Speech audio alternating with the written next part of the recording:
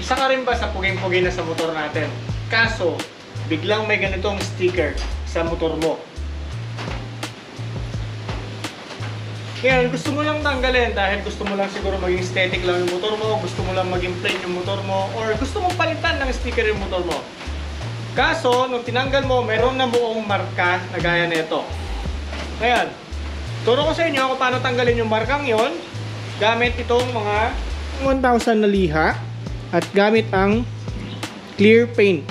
Dalawang klase ng clear paint, which is itong gloss or number 190 at itong flat clear na number 191. Nagamitan lang natin siya ng liha na 1,000. Yung mga kanto-kanto na nakita natin doon sa gilid-gilid niya, lilihain lang natin siya ng 1,000. Mura lang to. Pagdating sa sa Ace Hardware, to nabili ko ng 12.75 lang. And then ito, hindi ako nagkakamali, mga nasa 120 lang. Ano ang pagkakaiba ni flat clear at ni clear lang? Ang clear, ang finish nito ay gloss, kagaya nito. Ito ang gloss at ito ang matte clear. Ito na po yung finished product niya. Ito may konting marka pa siya dito. Kung talagang medyo maselan ka, makikita mo pa konti. Hindi ko pa masyadong naliha eh. Pero nandito yung motor star na yon. Para matanggal yung mga kanto-kanto niya, nilihain lang natin lang siya ng 1,000 sa magilid-gilid. Hanggang sa medyo pumantay na yung pinturang clear at saka yung gloss na naiwan dito. Huwag po kayong matakot na lihain ng mabuti itong mga to dahil meron pa naman siyang inner paint na which is yun yung gloss black.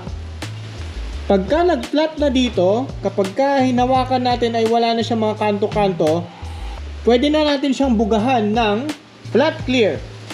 Ang ginamit ko dito ay Bosny.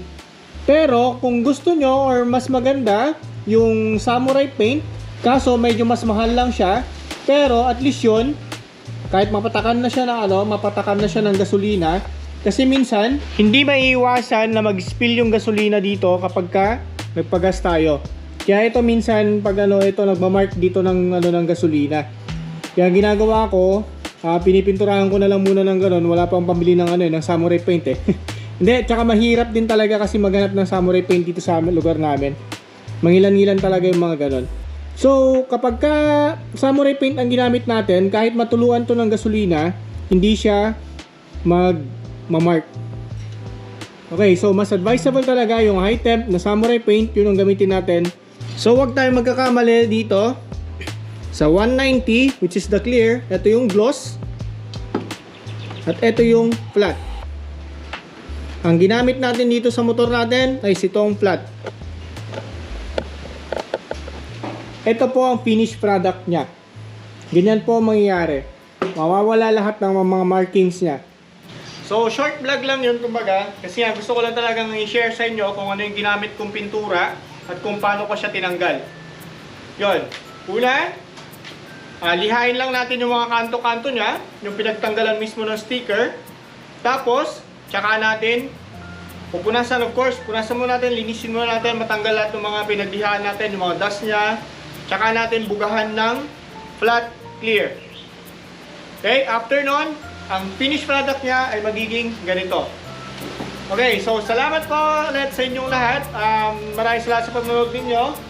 Sana may natutunan kayo. Gawin na natin yan. Maraming salamat. Have a good day.